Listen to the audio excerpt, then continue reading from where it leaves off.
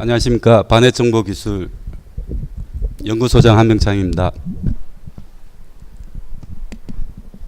오늘 제가 발표드릴 내용은 개인정보에 대한 라이프 사이클을 관리하는 그 주제로 말씀을 드리고자 하고요.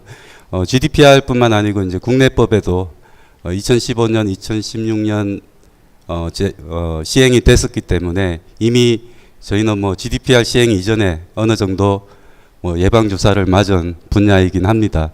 그래서 이제 오늘 순서는 이제 국내외 규제, 그러니까 GDPR과 국내법에 대해서 소개를 드리고, 그리고 개인정보의 운영 현황, 그리고 사전 검토사항, 그리고 이제 개인정보의 라이프 사이클을 관리하는데 어떻게 자동화해서 할 것이냐, 그리고 성공 사례와 솔루션 소개 순으로 진행하겠습니다. 먼저 국내 규제입니다. 이미 다들 어느 정도 알고 계시겠지만 2015년 정보통신망법이 이제 개정이 되면서 제29조 개인정보의 파기 조항이 더 강화가 됐었습니다. 이 내용을 보면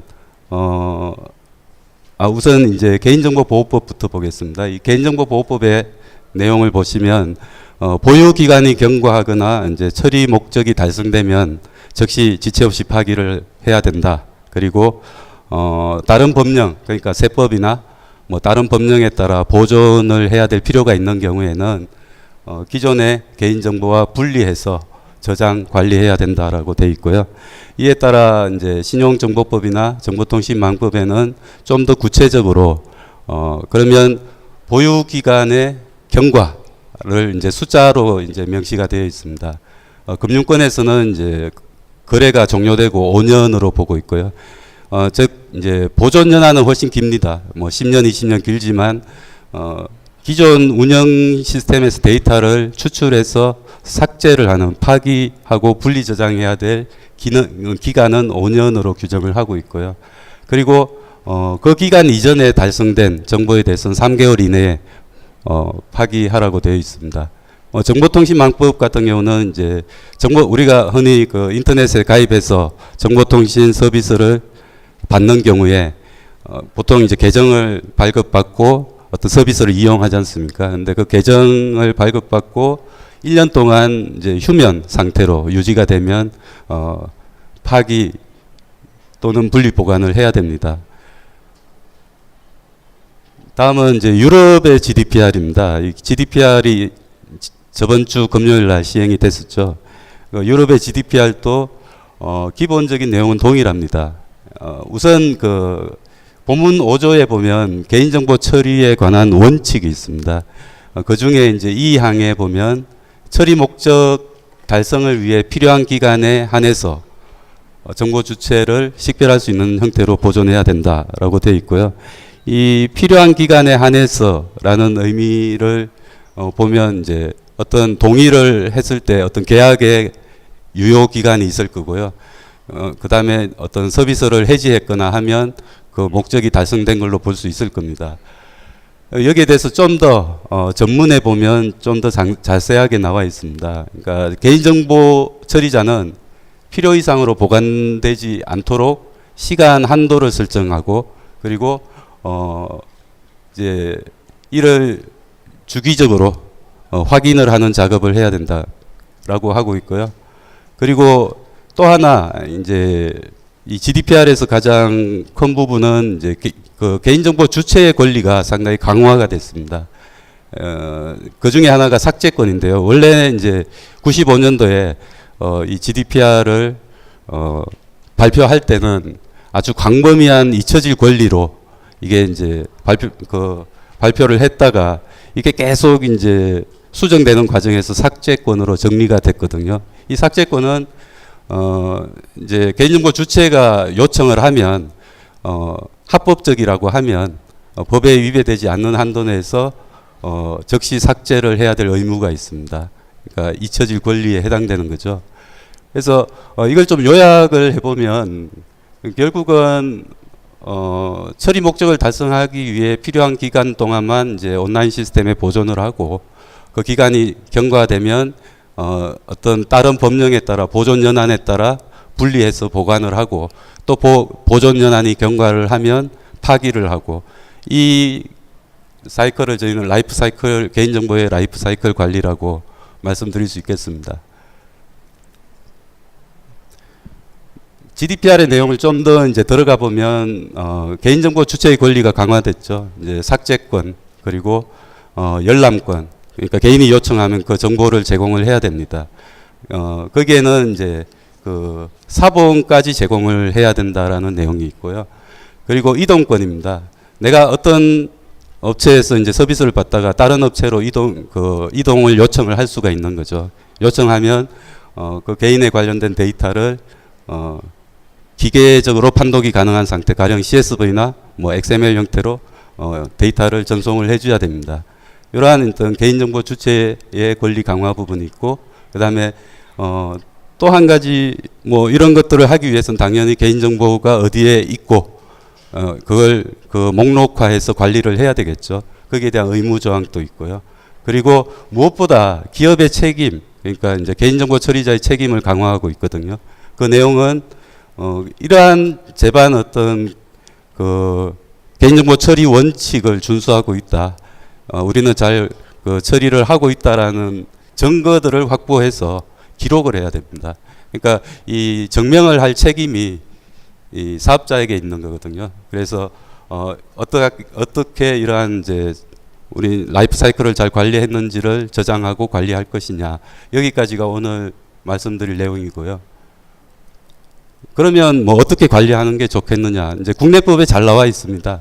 국내법에 보면 기존의 온라인 데이터와 그리고 처리 목적이 달성된 파기 대상 데이터들이 이렇게 같이 존재했었습니다. 그래서 같이 있다 보니까 이제 통제가 어려워지는 거죠. 원래 이 데이터는 접근을 못하게 막아야 되는데 같은 그 스토리지에 저장을 해두고 통제를 하기는 상당히 기술적인 어려움이 있습니다. 그래서 아예 국내법에서는 분리해서 관리를 해라라고 하고 있고요.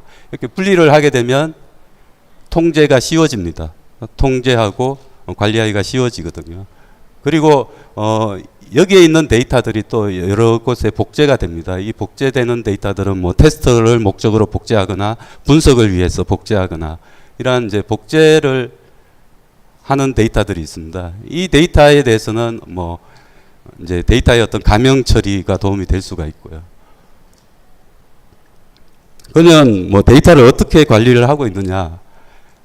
채널이 다양화되고 있습니다. 웹도 있고 뭐 콜센터 또는 모바일 또는 어떤 제휴사 등을 통해서 다양한 채널로 그 데이터들이 수집되고 이 데이터들은 어떤 각각의 업무 간에 복잡한 어떤 관계들을 가지면서 관리되고 있습니다. 좀 더 들어가 보면 이제 데이터베이스 내의 구조입니다. 보통 이렇게 이제 스키마 안에 이런 테이블 형태로 정의를 하고 있죠. 이 테이블 안에는 개인정보가 있는 것도 있고 개인정보가 없는 것들도 있습니다. 그래서 여기서 좀 하이라이팅 된 부분들이 다 개인정보가 있는 저장소라고 하겠습니다. 테이블이죠. 이런 관계에서 우리는 어떻게 이런 복잡한 관계들을 고려해서 데이터를 잘 추출하고 잘 분리보관할 것이냐, 또는 필요할 때 데이터를 또 복원해야 될 이슈가 있을 때는 어떻게 복원을 할 것이냐, 이러한 부분이 이제 고민이 되는 부분입니다. 그래서 그러면 이제 라이프 사이클을 관리를 하겠다라고 했을 때 우리는 이제 이러한 질문들을 던져봐야 됩니다. 개인정보가 어디에 있느냐, 우리는 잘 알고 있느냐, 어떻게 파악할 것이냐, 또 시스템은 계속 변경이 됩니다. 그러니까 비즈니스가 확장되거나 시스템이 개편되면 이 정보들도 계속 최신의 정보로 관리를 해줘야 됩니다. 현행화의 이슈가 또 있을 거고요. 그리고 아까 앞에서 말씀드렸다시피 복잡한 비즈니스 관계로 얽혀있는 시스템 간에 어떻게 논리적인 관계를 훼손시키지 않고 잘 파기하고 분리보관할 것이냐, 또 데이터의 복원이 필요하냐, 복원이 필요하다면 어떻게 할 것이냐, 이러한 부분들이 그러니까 질문이 필요한 내용들이고요. 또 시스템이 변경됐을 때 우리는 뭐 어떻게 이거 잘 관리할 것이냐, 결국은 이제 마지막에 이제 뭐 좀 고민해야 될 부분이지만, 그렇다면 이걸 자체적으로 처리할 거냐, 어떤 이제 전문 솔루션의 도움을 받을 것이냐, 하는 사항들을 고민해야 됩니다. 그래서 저희는 이제 여기서 라이프 사이클을 관리하기 위한 요구사항 정의를 한번 해보겠습니다. 여기 저희가 한 7가지 부분으로 그 요구사항을 한번 정의를 해보고자 합니다. 그 첫 번째가 개인정보를 어떻게 목록화하고 잘 관리할 것이냐. 제일 좋은 건 자동화해서 관리하는 방법입니다. 이 자동화라고 하는 것은 자동으로 찾아서 개인정보를 식별하고 목록화를 해주면 좋겠죠. 그거는 이제 패시브한 방식이 될 겁니다. 반대로 좀 액티브한 방식은 그럼 뭐냐? 사용자가 직접 관리하는 거겠죠. 그러니까 수집 단계부터 어떤 메타 시스템 같은 데다가 잘 관리하도록 하는 방법이 될 것입니다. 그러면 이제 패시브한 방법이긴 하지만 자동화해서 개인정보를 어떻게 식별할 것이냐. 보통 데이터베이스를 정의할 때 보통 어떤 네이밍 규칙이 있습니다. 이 규칙을 가지고 특정 키워드를 가지고 있으면 이건 개인정보다라고 식별하는 방법. 이게 이제 네이밍 룰을 가지고 룰화를 시킬 수가 있을 겁니다. 또 다른 방법은 실제 데이터를 사람이 하듯이 이렇게 쳐다보면 되겠죠. 데이터를 보고 이거는 주민번호 형식이네, 이거는 이름 형식이네, 주소 형식이네 이렇게 알아볼 수가 있을 겁니다. 그래서 이렇게 두 가지 형태로 개인정보가 찾아질 수 있다면 이걸 메타로 만들어서 목록을 계속 관리를 하면 됩니다. 그리고 이 데이터베이스의 모델이 바뀔 때마다 이걸 자동으로 인지를 해주면 가장 좋겠죠. 그러니까 패시브하게 자동화해서 관리할 수 있는 방안이 됩니다.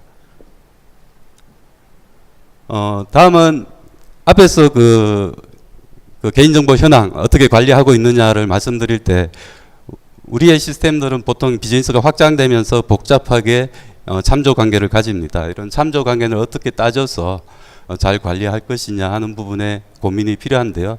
보통 이제 가장 먼저 생각해 볼 수 있는 게 그럼 데이터 모델을 분석해서 PK가 FK 이런 걸 쭉 따라가면 되지 않느냐. 근데 상당히 어렵습니다. 뭐 테이블도 상당히 개수가 많고 그 물리적인 상관관계를 쫓아가기엔 상당히 어려움이 있습니다. 거기에 대한 좀 더 자세한 내용입니다. 그러니까 보통 이제 어떤 어카운트 개념의 이제 업무가 있죠. 뭐 고객, 일반 기업이면 고객이 있을 거고, 뭐 인사 정보면 인사에 대한 마스터가 있을 겁니다. 고객 다음에 보통 이제 뭐 일반적인 기업이면 계약이 있을 겁니다. 그리고 그 계약을 이행하기 위해서 서비스를 제공하기 위해서 다양한 업무들로 파생이 됩니다. 그러면 이러한 어떤 이제 참조 관계들이 스트럭처화가 가능합니다. 이걸 다시 이제 이런 트리 형태로 구성을 해보면 어카운트가 최상위에 있을 거고 그 어카운트의 하위에 여러 업무들이 있을 겁니다. 그리고 이 업무들을 참조하는 업무들이 또 있을 거고요. 그러면 각각의 업무에서는 업무의 입장에서 보면 이제 보통 우리가 모델링을 할 때 비즈니스 키를 가지고 어떤 주제 영역별로 모델링을 합니다. 데이터를 모델링할 때. 그래서 어카운트에서는 뭐 가령 고객 번호 같은 게 비즈니스 키가 될 거고요. 뭐 계약 업무에서는 계약 아이디 같은 게 있겠죠. 그런 것들이 비즈니스 키들이 존재합니다. 그리고 이 비즈니스 키와 비즈니스 키 간의 어떤 상관관계들이 존재합니다. 그것도 데이터베이스 내에 정보가 다 있는 거죠. 이러한 관계들을 잘 구조화만 시키면 그 다음은 다 자동화가 가능하게 됩니다. 가령 뭐 여기서 거꾸로 가보면 고객이 있을 거고요. 고객 하위에 계약이 있습니다. 그럼 계약에서는 계약 아이디가 있을 거고 이 계약 아이디와 고객이 매핑이 되어 있을 겁니다. 이 매핑된 정보들을 계속 이제 추적을 해가면 이 하이러키를 계속 추적해 갈 수가 있습니다.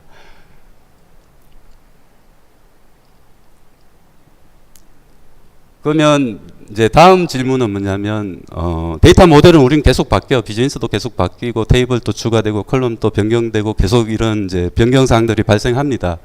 그런 것들을 변경이 됐을 때마다 뭔가 유지 보수를 해야 된다면 비용들이 발생하게 되겠죠.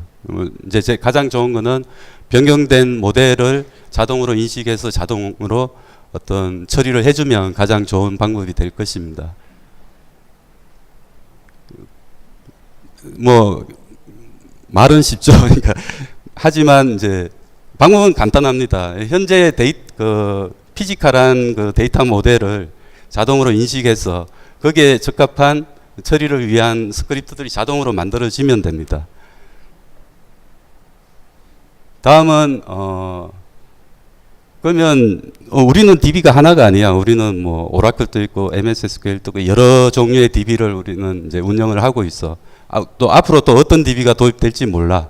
그러한 환경에서 어떻게 확장성 있게 이걸 이제 이러한 시스템들을 구현할 것이냐 하는 부분이고요. 여기서 이제 좀 더 이제 들어가 보겠습니다. 그러면 우리는 파괴해야 될 데이터들을 어떻게 결정할 것이냐, 한 업무만 보고 결정할 수 있느냐. 가령 이제 보험사로 예를 들어 보겠습니다. 보험사에 한 고객이 하나의 계약만 하고 있는 건 아닙니다. 여러 개의 보험을 가질 수 있거든요. 계약을 할 수 있습니다. 그러면 각각의 계약을 다 따져보고 이 사람은 이제 거래가 끝났어. 그 끝난 시점은 언제야? 그러면 그 끝난 시점으로부터 5년이 경과한 건 언제 시점이야? 이걸 따져야 됩니다. 그걸 따지기 위해서는 이 각각의 업무 시스템에 있는 데이터들을 모아야 됩니다. 이 데이터 마트를 구성을 해야 되거든요. 마트를 구성해서 이걸 서로 이제 그 각각의 업무에서 거래가 끝난지 5년이 경과했는지 다 따져봐야 됩니다. 그래서 그걸 하기 위해서는 이제 각각의 업무 관점에서 대상 리스트를 가져오고요. 이 대상 리스트를 모아서 다시 또 판단을 하는 절차가 필요합니다. 그리고 이제 DB가 이렇게 확장이 됩니다. 그리고 이제 데이터를 분리 보관하기 위해서는 분리 보관할 아카이빙 DB가 필요합니다.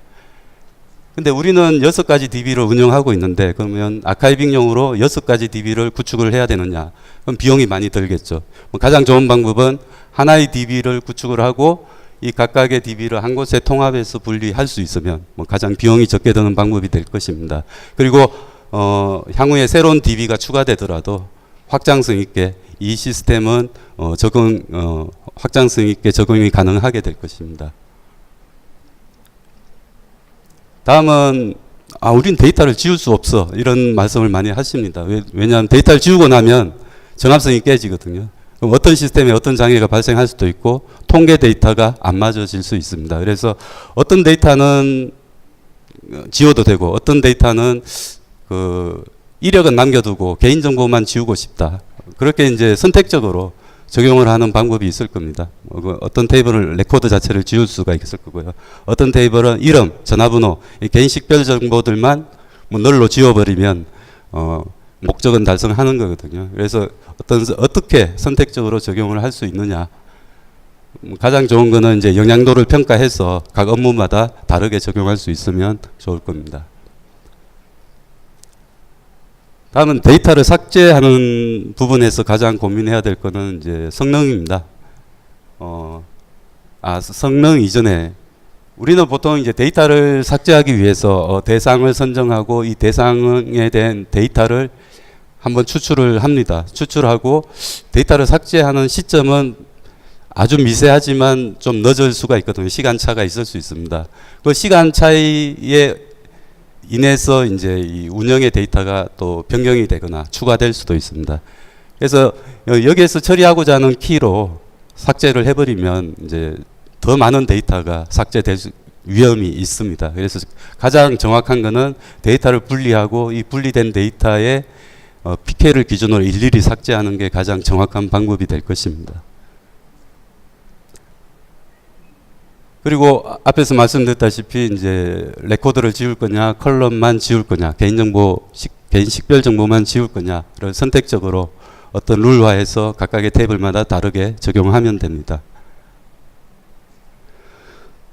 다음으로 고민할 건 이제 성능이죠. 성능을 어떻게 빠르게 할 것이냐입니다. 성능에서 가장 우리가 흔히 생각할 수 있는 거는 병렬 처리죠. 이제 데이터베이스가 버티는 한 병렬 처리로 최대한 동시에 처리를 하면 빠릅니다. 그래서 병렬 처리 기술, 만약에 대용량 데이터를 보유하고 계시다면 이제 병렬 처리를 고민을 해야 되고요. 다음 데이터의 복원입니다. 이 복원의 이슈가 왜 발생하느냐. 사실 법적으로 삭제하라고 했지만 또 개인이 그 보존 연한 안에, 아니 삭제가 아니고 분리 보관을 하라고 했지만 이제 보존 기간 안에 고객이 요청하면 또 해줘야 됩니다. 데이터를 제공해야 되거든요. 그렇기 때문에 이제 복원이 또 항상 이슈가 됩니다. 그래서 복원을 할 때는 어떤 개인의 데이터를 복원을 하겠다라고 선택을 해서 데이터를 복원하고 그 개인이 요청한 데이터를 제공하고 다시 또 파기하고, 이렇게 복원 이슈들은 저희가 기존 구축했던 사례들을 보면 항상 발생을 하고 있고요. 그래서 복원도 필수다라고 생각하시면 되겠습니다. 다음으로 이제 그 데이터를 삭제하는 건 아주 겁나는 일입니다. 데이터를 삭제를 어떻게 해? 삭제하면 잘못되면 서비스를 제공 못하는 상황이 심각한 상황이 발생할 수 있습니다. 그래서 아주 안전하게 처리할 수 있는 방안을 고민해야 되고, 그 방법은 제가 볼 때는 이제 이 삭제할 데이터를 일단 스냅샷을 한번 뜨고, 이 스냅샷에 데이터가 이상이 없는지 한번 검증을 하고, 이상이 없다면 실제 데이터를 파기를 한다면, 그러니까 검증 절차를 두는 수밖에 없습니다. 그래서 검증해서 문제가 있다면 다시 롤백하고 다시 재작업을 하고, 그러한 어떤 이제 검증 절차가 꼭 필요하다라는 내용이고요. 다음은 항상 오류가 발생합니다. 이 오류는 뭐 시스템적인 오류도 있겠지만 관리상의 오류도 발생합니다. 데이터베이스이기 때문에 여기 아카이빙용 데이터와 운영의 그 실제 스키마의 차이로 인해서 문제가 발생하는 경우도 있습니다. 그래서 그러한 부분들을 어떻게 자동으로 디퍼런스를 체크하고 이 현행화를 운영과 동일한 형상으로 계속 관리를 하게 해줄 것이냐, 이러한 부분에 대한 고민이 필요한 부분이고요. 그리고 이러한 우리가 보통 이제 휴면 계정이 되면 고객한테 알려야 됩니다. 그 당신의 데이터를 한 달 후에 파기할 겁니다라고 알려야 되거든요. 그럼 알리려면 대상을 한번 선정을 해야 됩니다. 월말에 파기할 대상을 선정하고 메일을 날려야겠죠. 메일을 날리고 한 달 후에 다시 실제로 파기 작업이 들어가고, 그리고 필요하다면 복원의 프로세스가 또 필요할 거고요.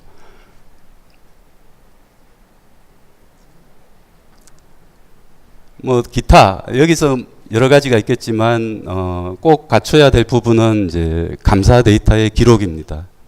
GDPR에서도 요구를 하지만 이러한 개인정보 처리 원칙 7가지를 잘 지켰느냐라는 것을 입증할 책임이 개인정보 처리자에게 있습니다. 개인한테 있는 게 아니고, 그러려면 증거 데이터를 잘 수집을 해야 됩니다. 그래서 당신의 데이터는 언제 분리 보관했고 언제 파기했습니다. 또 이슈가 있어서 언제 복원했다가 또 언제 파기했습니다. 이러한 이력들을 잘 관리를 하고 필요할 때 증거 자료를 제시할 수 있어야 됩니다. 그리고 당연히 통합적으로 모니터링이 가능해야 되고요. 그리고 전사적으로 처리하기 위해서는 각각의 사용자 역할별로 어떤 권한 관리 등이 돼야 될 겁니다. 그리고 이제 복원은 이미 이제 그 처리 목적을 달성한 데이터이기 때문에 어떤 법적인 이슈가 없으면 접근하면 안 됩니다. 그래서 복원을 하기 위해서는 어떤 허가 절차도 필요하고 로그도 기록을 해야 됩니다. 이게 컴플라이언스 요구 사항이기 때문에, 그러기 위해서는 이제 어떤 승인 절차 같은 어프로벌 프로세스가 필요합니다. 그리고 실제 뭐 이 어떤 회사별로 이 각각의 어떤 서로 다른 라이프 사이클이 있습니다. 가령 파기 기준이 다 다르거든요. 가령 보험 설계를 위해서 수집한 데이터는 3개월 이내에 파기를 하고, 그리고 실제 거래를 하다가 종료가 되면 5년 이내에 파기를 하고, 그리고 정보통신 서비스는 1년 이내에 파기하고, 뭐 이런 서로 다른 라이프 사이클이 있습니다. 이런 것들을 어떻게 통합해서 처리할 것이냐 하는 고민이 필요합니다. 그래서 지금부터는 저희가 이제 구축 사례하고 솔루션 소개 순으로 진행을 하겠습니다.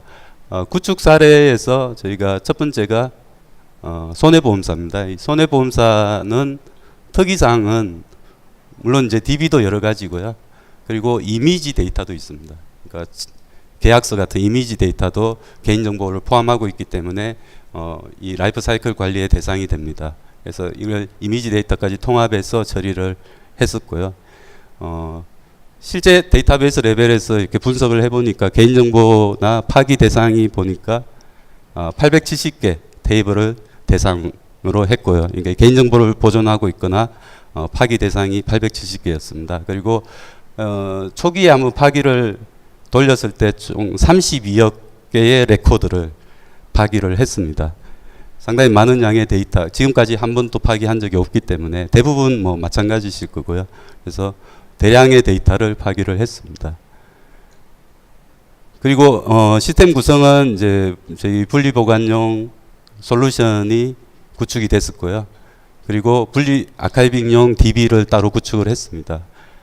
여러 가지 이기종 DB를 운영하고 있지만 분리 보관 DB는 오라클로 선정을 해서 이 각각의 데이터들을 오라클 DB로 아카이빙을 하고 운영해서 삭제하고 이렇게 하도록 구축을 했습니다.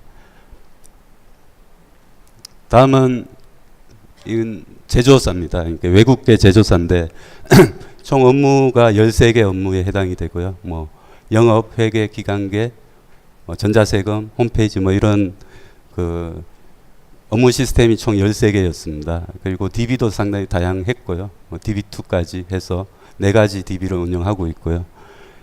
대상 테이블을 이제 선정해 보니까 한 100개 정도 됐습니다. 이 100개 테이블에 대해서 2억 건의 데이터를 파기를 했습니다. 그리고 지금은 그 매주 이 파기 작업을 진행을 하고 있습니다.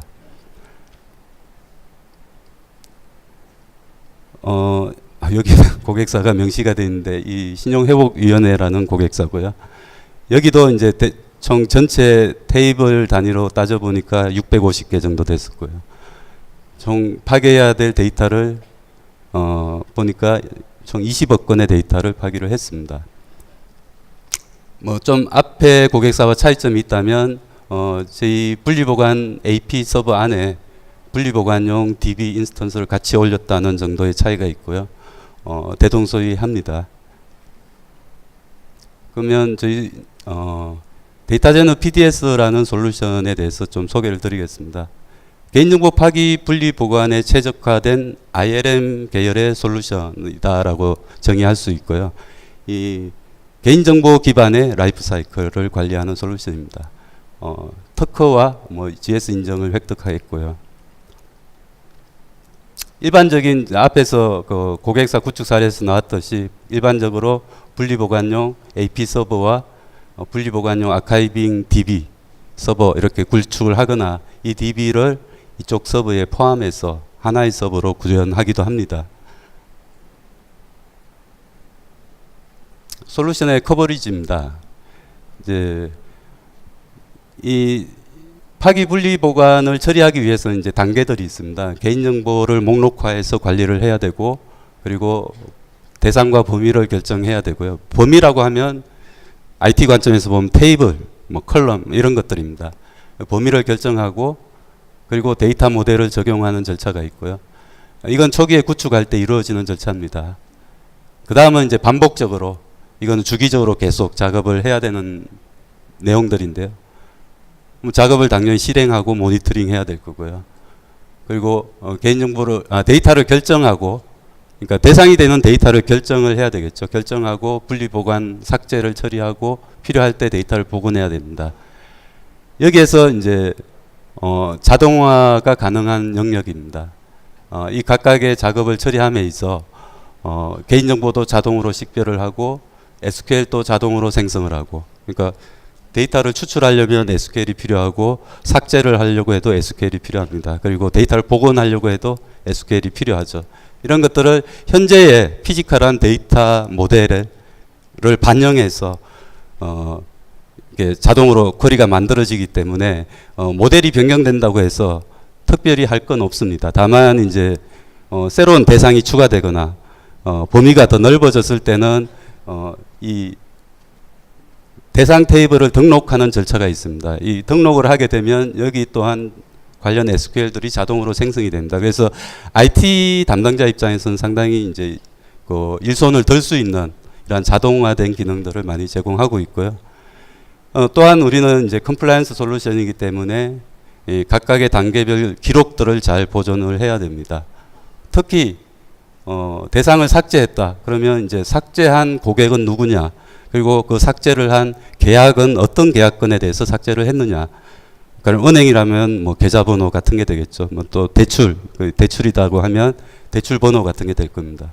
그래서 이러한 각각의 고객과 계약에 대해서 우리는 언제 파기를 했고 언제 또 복원을 했고 언제 분리보관했고 이런 것들을 다 이력으로 관리를 하게 되면 향후에 어떤 법적인 이슈가 발생했을 때 증거로 제시할 수 있거나 또는 상급기관의 감독의 이제 감사 데이터로 활용을 하실 수가 있습니다. 그리고 이런 이제 그 비즈니스 모델이 바뀌거나 이제 데이터 모델이 변경됐을 때 이러한 부분은 자동으로 현행화가 되기 때문에 추가적으로 뭔가 구현을 하거나 할 부분이 줄어든다라는 내용이고요. 그러면 이제 개인정보를 자동으로 UI 몇 개 샘플을 보여드리겠습니다. 이제 개인정보를 식별하기 위해서는 네이밍 규칙에 따른 룰 그리고 데이터 규칙 그러니까 패턴에 대한 룰을 등록할 수 있게 돼 있고요.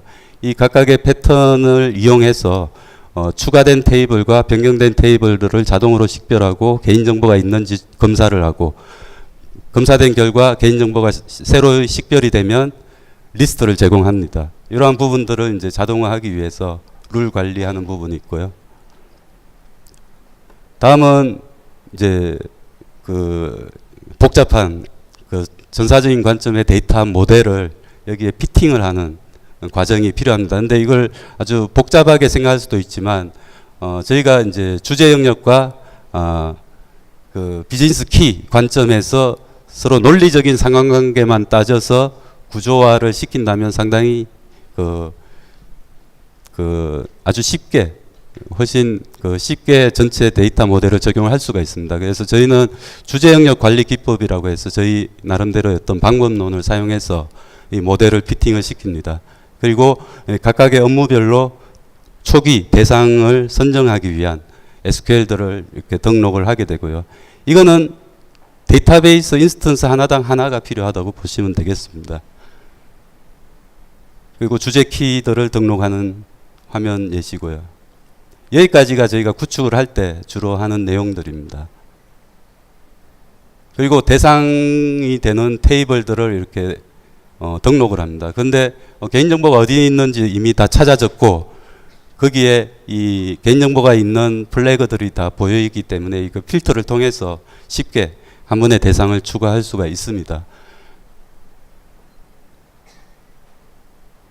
테이블이 추가됐습니다. 그러면 이제 데이터를 분리 저장하기 위한 스크립트, 삭제를 하기 위한 스크립트, 그리고 데이터를 복원할 때 필요한 스크립트들이 이렇게 자동으로 생성이 되도록 되어 있고요. 또 이러한 작업을 할 때 뭐 이런 솔루션에서 자동화된 어떤 프로세스가 제공되지만 사용자 정의 어떤 작업들이 필요할 수가 있습니다. 그러한 부분들을 통합해서 스케줄러에 이렇게 통합할 수 있게끔 되어 있습니다. 그래서 저희 솔루션에서 어떤 프로세스가 한 6단계가 있다면 이 6단계를 스케줄러에 이렇게 순서대로 등록을 하고 그리고 그 사이사이에 사용자 처리가 필요한 어떤 SQL이나 프로시저 등을 중간중간에 이렇게 등록을 해서 이 전체 개인정보 라이프 사이클 작업이 배치로 자동으로 처리될 수 있게끔 이렇게 확장성 있는 스케줄러를 제공을 합니다. 다음은 이제 감사 정적을 여러 가지 관점의 감사 정적을 조회하기 위한 기능을 제공하고요. 예. 이상으로 제가 좀 말씀을 드렸는데 이제 개인정보의 라이프 사이클을 관리하기 위해서 저희 두 가지 고민을 보통 합니다. 인하우스로 개발을 해서 적용할 것이냐, 아니면 좀 더 이제 전문적인 솔루션을 사용할 것이냐. 뭐 여기서 제가 드릴 수 있는 말씀은 뭐 인하우스로 할 수 있는 아주 단순한 그 업무라면 가능할 수도 있습니다. 다만 어떤 이제 비즈니스의 확장성이나 또는 다양한 DB를 운영하고 있는 이런 이제 그 시스템 인프라의 어떤 확장성, 그리고 어떤 이제 감사 정적의 기록 보존, 그리고 자동화, 그리고 비즈니스의 어떤 변경에 유연하게 대응할 수 있는 이러한 것은 이제 좀 자동화된 솔루션을 선택하는 것이 유리하다라고 제가 마무리 말씀드리겠습니다. 예, 이상으로 발표를 마치겠습니다.